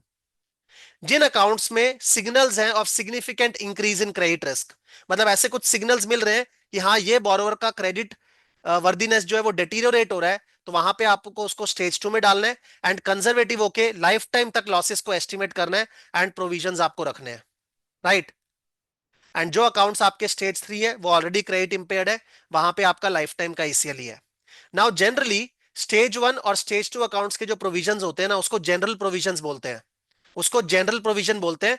और स्टेज 3 के जो प्रोविजंस होते हैं उसको स्पेसिफिक प्रोविजन बोलते हैं, बिकॉज आप एनपीए को स्पेसिफिकली पिक कर सकते हो कि कौन एनपीए है कौन नहीं है। लेकिन आरबीआई ने स्टेज 1 के लिए जनरल बोला है, स्टेज 2 के लिए स्पेसिफिक बोला है, स्टेज 3 के लिए भी स्पेसिफिक बोला है। तो स्टेज 2 के लिए भी आरबीआई ने स्पेसिफिक बोल दिया, जिसको हम लोग नॉर्मली जनरल बोलते हैं। इसका एप्लीकेशन क्या है, जो लोग कैपिटल कंप्यूट करते हैं, अगर आप काम कर रहे हो ऑर्गेनाइजेशन में, तो जनरल प्रोविजंस, स्पेसिफिक प्रोविजंस, ये सब का बेनिफिट मिलता है in capital adequacy ratio computation, right. तो वो जो बेनिफिट है ना वो डिपेंड करता है कि कौन जनरल प्रोविजन की कैटेगरी में आएगा, इसीलिए इंपॉर्टेंट है ये। तो आरबीआई ने सिर्फ स्टेज 1 को जनरल प्रोविजंस में रखा है, स्टेज 2 को स्पेसिफिक प्रोविजन में डाल दिया है। तो स्टेज 1 में क्या आएगा, परचेस्ड और originated credit impaired, low credit risk और no significant increase in credit risk, general provisions 1 year ECL. SICR जिसमें सिग्नल्स आ गए हैं significant increase in credit risk के, उसमें specific provisions lifetime ECL. And जो आपके ऑलरेडी क्रेडिट इंपेयर्ड है उसमें भी specific provisions lifetime ECL. Now अगर मैं ऊपर में जाऊं तो लाइफ टाइम ईसीएल अपने को कंप्यूट करना है for stage 2 accounts and stage 3 accounts. तो लाइफ टाइम का डेफिनेशन क्या है, एक लोन का लाइफ टाइम का डेफिनेशन क्या है। तो जो आपके फंडेड लोन्स है, फॉर एग्जांपल टर्म लोन्स, उसमें आपको मैक्सिमम कॉन्ट्रैक्चुअल पीरियड लेके चलना है। 20 साल का लोन है तो 20 साल ही आपका क्या है, लाइफ टाइम का डेफिनेशन। आपको 20 साल तक लॉसेस को एस्टिमेट करना है एंड उसके बेसिस पे आपको प्रोविजंस रखने हैं, राइट। जो आपके रिवॉल्विंग लोन कमिटमेंट्स हैं, for example cash credit, overdraft, जहां ऑटो रिन्यूअल नहीं है, मतलब बैंक जो है ऑटोमेटिकली रिन्यू नहीं करेगा, बैंक हर साल में रिव्यू करेगा कि क्या मेरे को इसको वापस से फैसिलिटी देनी है, क्या इसको क्रेडिट कार्ड की फैसिलिटी देनी है, क्या इसको ओडी की फैसिलिटी देनी है। एंड बैंक एक्चुअल में उस रिव्यू को सीरियसली लेता है, मतलब या तो लिमिट्स को इंक्रीज किया जाता है या लिमिट्स को रिड्यूस किया जाता है या टर्म्स को चेंज किया जाता है। तो वहां पे आपका लाइफ टाइम का डेफिनेशन इज रिन्यूअल पीरियड। देखो क्रेडिट कार्ड वगैरह में कोई आपका लाइफ टाइम का डेफिनेशन नहीं है ना, कितने टाइम के लिए आपने क्रेडिट कार्ड लिया है, इट इज इनफाइनाइट, वो चलता रहता है, रिवॉल्विंग फैसिलिटी है। तो रिवॉल्विंग फैसिलिटी में अगर ऑटो रिन्यूअल नहीं है, बैंक हर साल पे खड़े होकर रिव्यू करता है कि मेरे को वापस से फैसिलिटी को रिन्यू करना है कि नहीं, और बैंक ये प्रूव करता है कि वो सीरियसली उसको रिव्यू करते हैं, तब आपको 1 ईयर का पीरियड लेना है which is your renewal period. But अगर ऑटो रिन्यूअल हो ही जाता है, बैंक प्रूव नहीं कर पाता कि हाँ वो रिव्यू सीरियसली करता है और सबका ही रिन्यूअल होता है, 99% रिन्यूअल्स हो ही रहे हैं, तो उस केस में आप बिहेवियरल मेच्योरिटी जो है, मतलब आप बिहेवियरली मॉडल करोगे कि आपका लाइफ टाइम का डेफिनेशन क्या है। तो बिहेवियरली हम लोग देखते हैं कि या तो अकाउंट एक्टिव हो या डिफॉल्ट हो, कितने टाइम तक अकाउंट एक्टिव रहता है एंड कब जाके, फॉर एग्जांपल क्रेडिट कार्ड में जनरली एक कंपनी के पास इनएक्टिव हो जाएगा आफ्टर 36 मंथ्स, या तो 36 मंथ्स बाद वो यूज करना बंद कर देगा या वो डिफॉल्ट कर देगा। तो आपका 36 months is the behavioural maturity. तो लाइफ टाइम का डेफिनेशन इज फंडेड लोन्स के लिए मैक्सिमम पीरियड, अगर आपका सपोज ऑलरेडी 5 साल बीत गया तो 15 साल रेजिडुअल पीरियड, लेकिन आपको पूरा कॉन्ट्रैक्चुअल पीरियड लेना है। रिवॉल्विंग लोन कमिटमेंट्स में अगर ऑटो रिन्यूअल नहीं है तो रिन्यूअल पीरियड, तो क्या आप रिव्यू कर रहे हो उसको हर साल, तो 1 साल आपका लाइफ टाइम का डेफिनेशन होगा। बट कमिटमेंट्स जहां पे ऑटो रिन्यूअल है वहां आपको बिहेवियरली मॉडल करना है कि कितने टाइम तक ये फैसिलिटी एक्टिव रहती है, कब तक लोग इस फैसिलिटी को यूज करते हैं, कब एक टाइम के बाद लोग यूज करना बंद कर देते हैं या डिफॉल्ट कर देते हैं। That is your behavioural maturity, right. उसके अलावा आईएफआरएस 9 में या ईसीएल में रिक्वायरमेंट है आपको अलग अलग टाइम पे खड़े होकर लॉसेस को एस्टिमेट करना है, राइट। तो फॉर एग्जांपल मैं यहाँ पे ईसीएल निकाल रहा हूं, तो ईसीएल में पूरे 5 सालों में खड़े होकर निकाल रहा हूं कि पहले साल डिफॉल्ट होगा तो लॉस होने का चांस क्या है, second year, third year, fourth year, fifth year, right. ये मेरा एक वर्किंग कैपिटल लोन का एग्जाम्पल है विच इज अनफंडेड फैसिलिटी। तो वहां पे पूरा मैं लाइफ टाइम तक लेके चल रहा हूँ विच इज 5 ईयर्स। तो वहां पे जो लॉसेज आपके निकलेंगे अलग अलग टाइम पे खड़े होके, पहले साल, दूसरे साल, तीसरे साल, चौथे साल, पांचवें साल, वहां आपको उसको डिस्काउंट भी करना है बिकॉज लॉसेस फ्यूचर में खड़े हैं। तो डिस्काउंट करने के लिए आप इफेक्टिव इंटरेस्ट रेट कंप्यूट करते हो। क्या कंप्यूट करते हो, effective interest rate. And effective interest rate is your IRR of the loan. Effective interest rate आपका क्या होता है, आईआरआर ऑफ द लोन। तो आप एक अमोटाइजेशन शेड्यूल बनाओगे, अगर कोई टर्म लोन है तो अदरवाइज आप एक्सपेक्टेड कैश फ्लो लेके चलोगे एंड आप आईआरआर कंप्यूट करोगे, that is your effective interest rate. अगर आपका इंटरेस्ट रेट 7.3% है, इफेक्टिव इंटरेस्ट रेट शायद उससे ज्यादा हो सकता है अगर आप कुछ फीस वगैरह कलेक्ट कर रहे हो, तो आपका effectively interest can be more, या वो कम भी हो सकता है अगर आपका कोई ट्रांजेक्शन कॉस्ट लग रहा है, आप किसी ब्रोकर को पे कर रहे हो लोन लाने के लिए, तो उस केस में आपका इफेक्टिवली इंटरेस्ट कम भी हो सकता है। तो आपको इफेक्टिव इंटरेस्ट रेट से अपने लॉसेस को डिस्काउंट करना है, बिकॉज लॉसेस फ्यूचर में खड़े हैं, प्रोविजन हम लोग आज बना रहे हैं। तो फंडेड फैसिलिटीज के लिए तो इजी है, आप आईआरआर निकाल सकते हो, बिकॉज आपके पास पूरा कैश फ्लो शेड्यूल होता है, अमोटाइजेशन शेड्यूल।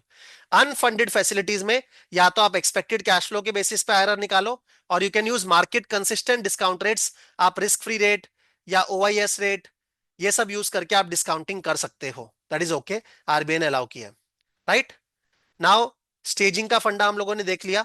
अब है इंपॉर्टेंट आपका ईसीएल के फ्लोर्स।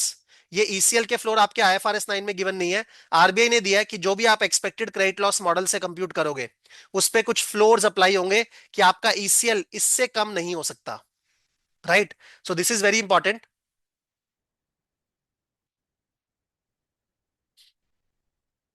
तो S1 S2 के लिए आपके अलग अलग फ्लोर्स दिए हैं फॉर डिफरेंट फैसिलिटीज, कि सिक्योर्ड रिटेल लोन्स में आपका ईसीएल जो है, जो आपका पोर्टफोलियो का अमाउंट है एक्सपोजर, उसमें 0.40% के नीचे अगर मॉडल से आ भी रहना तो आपको 0.40% का प्रोविजन रखना ही रखना है। और स्टेज टू में आपका, अगर कोई स्टेज टू में है तो वहां फ्लोर इज आपका 5%। तो अलग अलग पोर्टफोलियोज के लिए आपको स्टेज 1 और स्टेज 2 का फ्लोर दिया हुआ है, राइट। एंड अगर कोई अकाउंट स्टेज 3 में है तो कितना टाइम उसको स्टेज 3 में हो गया, उसके बेसिस पे आपके फ्लोर गिवन है।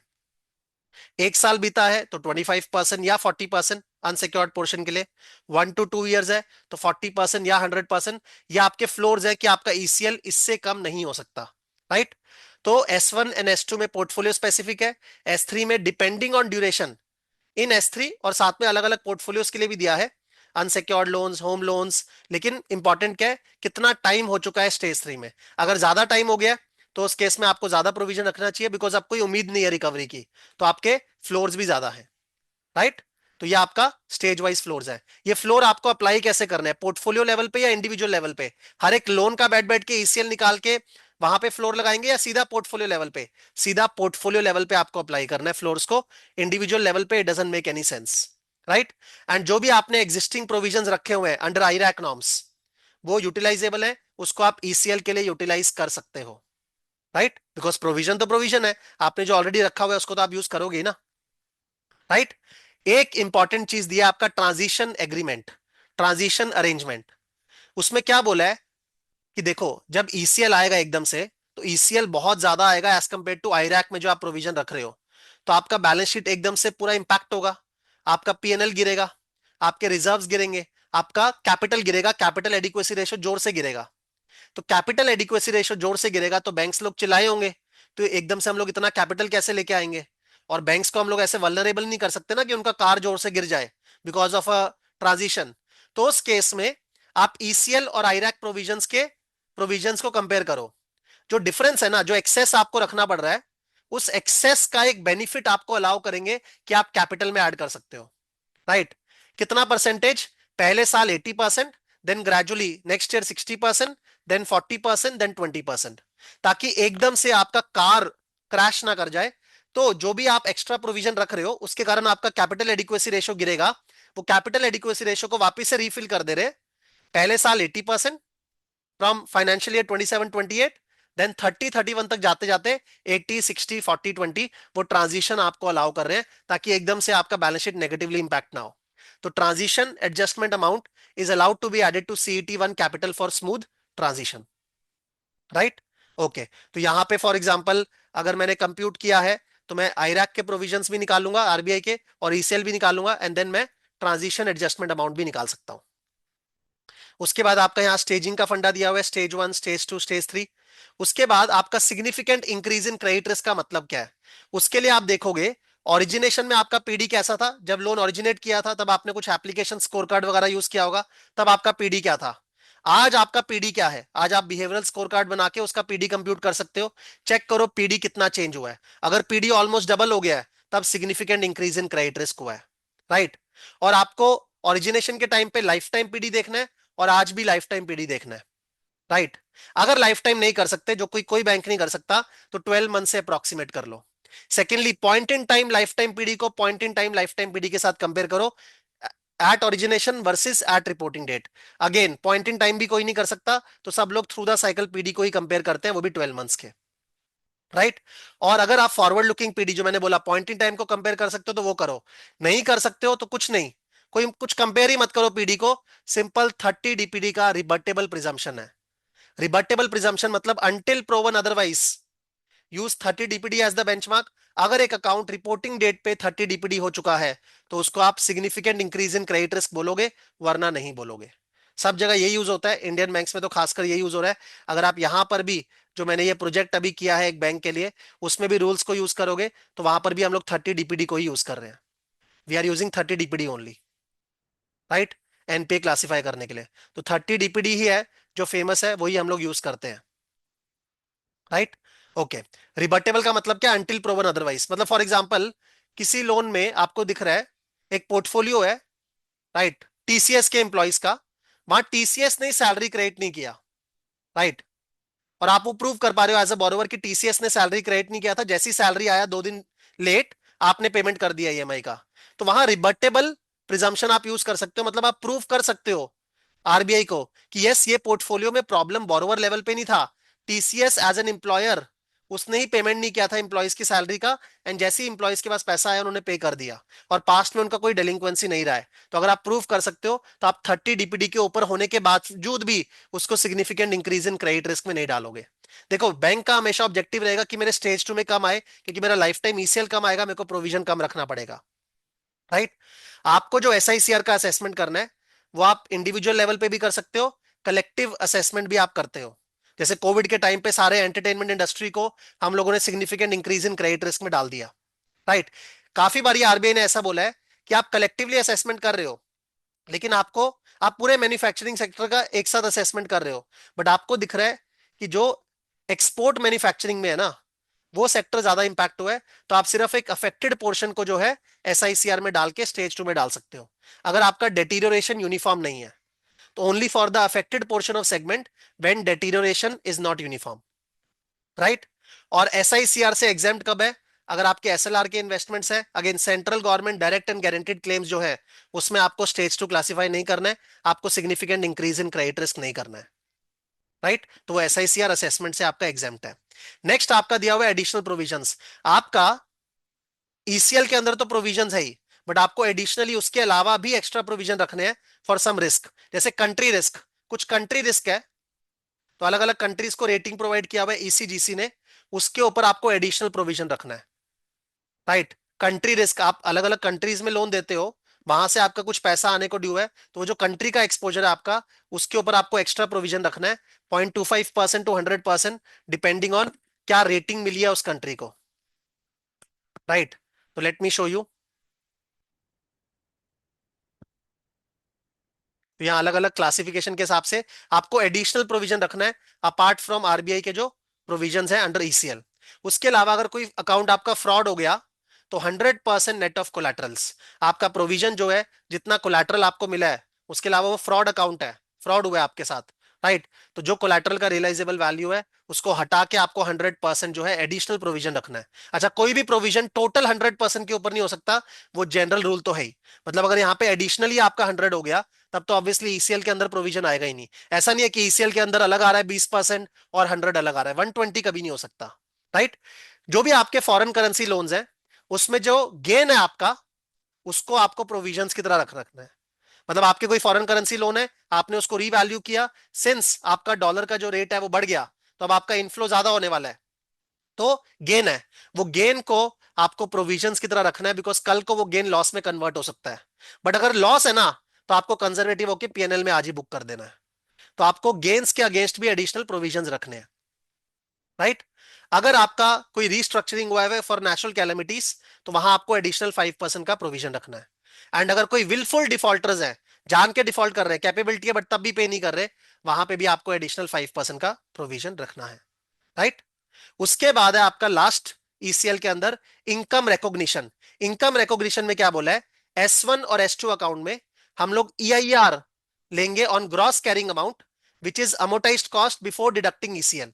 तो ये थोड़ा सा टेक्निकल है, मैं सिर्फ ऊपर ऊपर से दिखा रहा हूं। अगर आप मेरे मेन क्लासेस को करोगे तो वहां पूरा ईआईआर लेके कैसे अपने कंप्यूट करते हैं, कैसे इनकम बुक करते हैं।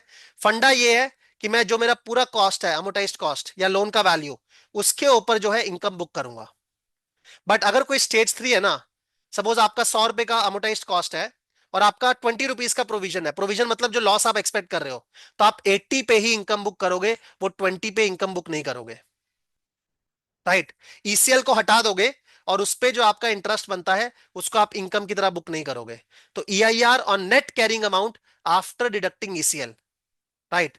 तो आपका स्टेज 3 के लिए आपको ईआईआर लेना है ऑन नेट कैरिंग अमाउंट, आपको ईसीएल को हटा के जो है उसके ऊपर इनकम को रिकॉग्नाइज करना है। और जो आपका ईसीएल वाला पोर्शन है, फॉर एग्जांपल मैंने बोला 100 का आपका लोन है, 20 का आपका प्रोविजन है, तो वो 20 पे इनकम आएगा ऐसा आप एक्सपेक्ट ही नहीं करोगे, बिकॉज वो प्रोविजन है, मतलब वो एक्सपेक्टेड लॉस है, तो उस पर आपको इनकम बुक नहीं करना। और इसको बोला कैसे गया है कि जो 20 का आपका ईसीएल है उसके ऊपर जो इंटरेस्ट आता है ना, उसको आपको एक्रू भी नहीं करना, मतलब उसके कारण आपको आउटस्टैंडिंग अमाउंट को बढ़ाना नहीं है। आउटस्टैंडिंग अमाउंट को आपको एक्रू नहीं करना because of the interest on the ECL portion. इसको घुमा के कैसे बोला है कि आउटस्टैंडिंग अमाउंट में सपोज ऐड हो गया, उसको प्रोविजंस में भी ऐड करो एक्रूड इंटरेस्ट को। तो जब आउटस्टैंडिंग अमाउंट में ऐड होगा, प्रोविजंस माइनस होंगे, तो नेट नेट में वो एक्रूड इंटरेस्ट हट जाएगा। राइट, थोड़ा सा टेक्निकल है। EIR on net carrying amount after deducting ECL and add accrued interest in provisions instead of booking in PNL. और S1 S2 में आप पूरे ग्रॉस कैरिंग अमाउंट पे ईआईआर ले सकते हो, बिकॉज वहां पे आपका ऐसा एक्सपेक्टेशन नहीं है कि ये लॉस होगा ही होगा। यहाँ तो आपका स्टेज 3 है ना, लॉस होगा ही होगा, उसके ऊपर आप इनकम बुक नहीं कर सकते। यहाँ अपने इनकम बुक कर सकते हैं even on the provision portion. Right. और जो भी आपके परचेस्ड ओरिजिनेटेड क्रेडिट इंपेयर्ड है, वहां आपको क्रेडिट एडजस्टेड ईआईआर निकालना है। क्रेडिट एडजस्टेड ईआईआर का फंडा क्या होता है, हम लोग नॉर्मली क्या करते हैं, लॉसेस को अलग से बुक करते हैं, इंटरेस्ट को अलग से बुक करते हैं। यहां मैं क्रेडिट एडजस्टेड ईआईआर निकालूंगा एंड सीधा उसी को लेके चलूंगा, अलग अलग दो एंट्रीज नहीं करते हैं। तो परचेस्ड और ओरिजिनेटेड क्रेडिट इंपेयर्ड में आपको क्रेडिट एडजस्टेड ईआईआर निकालना है based on the actual expected cash flows, and उसके बेसिस पे ही इनकम को रिकॉग्नाइज करना है। तो ये आपका पूरा ईसीएल के अंदर गिवन है। Right, this is your scope of ECL. क्या क्या डिस्कस किया हम लोगों ने? स्कोप ऑफ ईसीएल, लॉस के components, forward looking information, probability weighted outcome, determination of lifetime, effective interest rate, ECL के provisions, transition arrangements, staging, additional provisions and income recognition. Right. उसके अलावा ऑब्वियसली मॉडल रिस्क मैनेजमेंट का बात किया है। उसमें क्या क्या बोला है, काफी बड़ा उसके बारे में भी लिखा है कि आपका 3 लाइन ऑफ डिफेंस मॉडल होना चाहिए। मतलब एक लाइन ऑफ डिफेंस है फ्रंट लाइन ऑपरेशन जो मॉडल बिल्ड करेंगे, रिस्क मैनेजमेंट एंड कंप्लायंस जो मॉडल को वैलिडेट करेंगे, एंड ऑडिट जो डेवलपमेंट और वैलिडेशन दोनों को चेक करेंगे। 3 लाइंस ऑफ डिफेंस। आपका एक कॉम्प्रिहेंसिव मॉडल इन्वेंट्री होना चाहिए जिसमें क्लियरली मेंशन रहे कि मॉडल के ओनर्स कौन है, डेवलपर्स कौन है, यूजर्स कौन है। राइट। मॉडल की आप टीयरिंग करते हो, tier 1, tier 2, tier 3, based on risk and materiality. अगर कोई मॉडल बहुत इंपॉर्टेंट है तो उसमें आप ज्यादा stringent model risk management practices use करोगे, तो आप मॉडल की टीयरिंग करते हो based on the importance of the model. उसके इंटेंडेड यूजेस क्या है मॉडल के, क्लियरली मेंशन रहे। डिपेंडेंसीज क्या है बिटवीन मॉडल्स, एक मॉडल का आउटपुट, मैक्रो इकोनॉमिक मॉडल का आउटपुट एक ईसीएल मॉडल के इनपुट में जाता है, तो dependencies with upstream and downstream models. आपके जितने भी मॉडल्स हैं उनका स्टेटस क्या है ऑफ वैलिडेशन, मॉनिटरिंग, कंट्रोल्स। आपको मॉडल डॉक्यूमेंटेशन ठीक से करना है। आपका एक स्ट्रक्चर्ड लाइफ साइकिल अप्रोच होना चाहिए, मतलब पहले आपका मॉडल डेवलपमेंट, फिर प्री इंप्लीमेंटेशन वैलिडेशन, फिर इंप्लीमेंटेशन होगा, फिर पोस्ट इंप्लीमेंटेशन वैलिडेशन, फिर मॉनिटरिंग, फिर कैलिब्रेशन। तो पूरा एक स्ट्रक्चर्ड लाइफ साइकिल अप्रोच होना चाहिए जो एक मॉडल रिस्क मैनेजमेंट में हम लोग बात करते हैं। Integration of macro economic variables, आप मल्टीपल सिनेरियोस को इंक्लूड करोगे। आपको बियॉन्ड स्टैंडर्ड होराइजंस एक्सट्रापोलेट करना है बिकॉज लाइफ टाइम तक ईसीएल निकालना है ना। एंड आपको मीन रिवर्टिंग टेंडेंसी भी इनकॉर्पोरेट करनी है। तो मैंने जो आपको दिखाया था उसे मैंने ये मीन रिवर्टिंग टेंडेंसी इनकॉर्पोरेट किया है। ऐसा नहीं है कि पेसिमिस्टिक सिनेरियो में अनएम्प्लॉयमेंट रेट 100% पहुंच जाएगा, अल्टीमेटली वो मीन रिवर्ट करेगा ही। सिमिलरली ऑप्टिमिस्टिक सिनेरियो में वो बिल्कुल ही नेगेटिव हो जाएगा, अल्टीमेटली वो मीन रिवर्ट करेगा ही। तो वो आपको इंक्लूड करना है। मॉडल वैलिडेशन का आपका फ्रेमवर्क होना चाहिए पूरा। Right. Model calibration, post model adjustments, काफी बारी आप पोस्ट मॉडल एडजस्टमेंट यूज करते हो। कोविड के टाइम पे मॉडल फेल हो गए तो आपने पीएमएज रखे, आपने ओवरलेज रखे, ओवरलेस का मतलब क्या है कि आपका ईसीएल आया इतना मॉडल से, बट आपने उस ईसीएल को बढ़ा दिया या गिरा दिया बेस्ड ऑन जजमेंट, तो वो भी आप क्लियरली उसका एक फ्रेमवर्क होना चाहिए। आप काफी जगह पे क्रेडिट जजमेंट यूज करोगे, जैसे overlays is the best example of judgement, but उसका पूरा डॉक्यूमेंटेशन होना चाहिए, उसका गवर्नेंस होना चाहिए कि वो कैसे आप ट्रैक कर रहे हो, एंड मॉडल को आपको टाइम टू टाइम मॉनिटर भी करना है, राइट? ये आपका गिवन है। And next is qualitative requirements, उसमें क्या गिवन है? उसमें बोला है गवर्नेंस फ्रेमवर्क आपको इंश्योर करना है, मतलब क्लियर रोल्स एंड रिस्पॉन्सिबिलिटीज होना चाहिए। क्रेडिट पॉलिसी के अंदर अलग से पूरा ईसीएल का पॉलिसी होना चाहिए, पॉलिसी में लिखा होगा एसआईसीआर कैसे असेस करते हैं, मॉडल मेथोडोलॉजी फाइनल कैसे करते हैं, वो सारा पॉलिसीज में आपका लिखा होगा। रिस्पॉन्सिबिलिटी किसका है? ईसीएल का, बोर्ड ऑफ डायरेक्टर्स का। एंड ईसीएल के अंदर एक सब कमेटी बनेगा जो मेन रिस्क कमेटी को रिपोर्ट करेगा, रिस्क कमेटी को रिपोर्ट करना चाहिए। आपके जो भी क्रेडिट रिस्क ड्राइवर्स है, जैसे for example rating grade is a very important driver, तो उस केस में अलग अलग सिस्टम से अलग अलग रेटिंग ग्रेड मिले सेम बोरोवर के लिए, ऐसा नहीं होना चाहिए। There should be commonality in process, systems, tools, data. जो प्रोसेस आप अभी यूज कर रहे हो उसी को यूज करोगे एसीएल के लिए, ऐसा नहीं है कि आप ट्वीकिंग करके कुछ अलग ही रेटिंग ग्रेड सिस्टम लेके आ रहे हो। एंड आपके इफेक्टिव रिस्क रेटिंग सिस्टम्स होने चाहिए। आपका डेटा जो है वो ग्रैन्युलर होना चाहिए, डेटा क्वालिटी रिस्क को आपको मैनेज करना है, राइट? इनकंसिस्टेंसीज या चेरी पिकिंग अलाउड नहीं है। आप जान के कोविड का डेटा हटा दिए ताकि आपके पीडी जो है उसका फोरकास्ट लोअर आए, ताकि आपका ईसीएल लोअर आए, that is not allowed. Cherry picking allowed नहीं है। आपको स्ट्रेस पीरियड भी लेना है, आपको ग्लोबल फाइनेंशियल क्राइसिस का पीरियड भी लेना है, आपको कोविड का पीरियड भी लेना है। एंड ऑब्वियसली एक मैक्रो इकोनॉमिक मॉडल बनाने के लिए आपका सफिशिएंट हिस्टोरिकल लॉस डेटा होना चाहिए। आपके पास है तो ठीक है, नहीं तो आप बेंचमार्क यूज करो। Disclosures, regulatory reporting and repeal, आपको डिस्क्लोज करना है आपकी क्रेडिट रिस्क मैनेजमेंट प्रैक्टिसेस क्या है, मेथड्स क्या है, एजम्पशंस क्या है। क्वालिटेटिव इंफॉर्मेशन, क्वांटिटेटिव इंफॉर्मेशन सब आपको डिस्क्लोज करना है। एंड कहां पे आपके कंसंट्रेशंस बिल्ड हो रहे हैं, कहां आपका ईसीएल बहुत ज्यादा आ रहा है। आपका 10% ईसीएल पूरे ईसीएल का एक पोर्टफोलियो से आ रहा है, वो कंसंट्रेशन आपको डिस्क्लोज करनी है। एंड लास्टली आपको पूरा रिकंसाइल करके देना है कि आपका लास्ट ईयर ईसीएल कितना था, अभी ईसीएल कितना है, या लास्ट क्वार्टर कितना था, अभी कितना है। Opening allowance, closing loss allowance, कहां पे बढ़ा है, कहां गिरा है, किस कारण से बढ़ा है, किस कारण से गिरा है। आपको पूरा रिकंसिलिएशन स्टेटमेंट बना के देना है कि आपका डेटीरियोरेशन हुआ है, काफी सारे अकाउंट S1 से S2 में चले गए इसीलिए ईसीएल बढ़ा है, या मे बी इंप्रूवमेंट हुआ है, काफी सारे अकाउंट S2 से S1 में आ गए इसलिए आपका ईसीएल गिरा है। तो आपको पूरा स्टेटमेंट में देना है। एंड न्यूली ओरिजिनेटेड अकाउंट्स के लिए आपको अनडिस्काउंटेड ईसीएल जो है वो कंप्यूट करके देना है, डिस्काउंट के बिना ईसीएल निकालना है, राइट? नाउ जो लोग हमारे साथ जुड़े हुए हैं, मैंने एक पूरा सेट ऑफ क्वेश्चंस बनाया हुआ है, आपको पता है, पूरा सेट ऑफ आइटम सेट्स, जहां पे 18 आइटम सेट्स के अंदर हम लोग पूरा क्वेश्चंस के थ्रू, केस स्टडीज के थ्रू, अलग अलग एग्जांपल्स के थ्रू लर्निंग करते हैं कि अपना आरबीआई ईसीएल फ्रेमवर्क का गाइडलाइंस क्या है। तो ये एक वर्कशॉप में ऑलरेडी ले चुका हूं, नेक्स्ट वर्कशॉप में आने वाले टाइम में लूंगा। तो जो लोग भी ईसीएल सीखना चाहते हैं उनके लिए एक एक्स्ट्रा वर्कशॉप होगा ही ऑब्वियसली। ये वर्कशॉप थोड़ा बड़ा रहता है, it is around 6 hours 7 hours का वर्कशॉप, जिसमें पूरा क्वेश्चंस या केस स्टडीज के थ्रू, बिकॉज गाइडलाइंस है ना, उसको और कैसे कवर कर सकते हैं। मॉडलिंग तो अलग कवर्ड ही है 20 आवर्स में, बट गाइडलाइंस को भी और स्ट्रिंजेंटली करने के लिए मेरा 7 आवर्स का वर्कशॉप रहता है।